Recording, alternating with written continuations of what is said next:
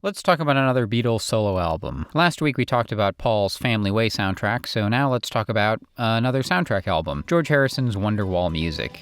This record, which film director Joe Massad gave Harrison full control over, continued his dive into Indian music, even recording some of it in India and with Indian musicians, and some Harrison regulars like Clapton and Ringo. Harrison weaves his Indian inspirations into some peculiarly experimental compositions, and honestly, I kinda dig this one. I like this way more than The Family Way. It's an eclectic, sometimes ambitious, sometimes simple melding of styles, including oldie oddities like Drilling a Home and the aptly titled cowboy music. George worked closely with orchestral arranger John Barham to put the record together, and he would later do the orchestral arrangements on All Things Must Pass. Wonderwall was another of Harrison's projects to further expose Indian music to Western audiences, and while it's not as accessible as maybe any of his Beatles work, it's still definitely worth checking out. I'm going to be going over every single Beatles solo album, so make sure to follow for the next video in the series.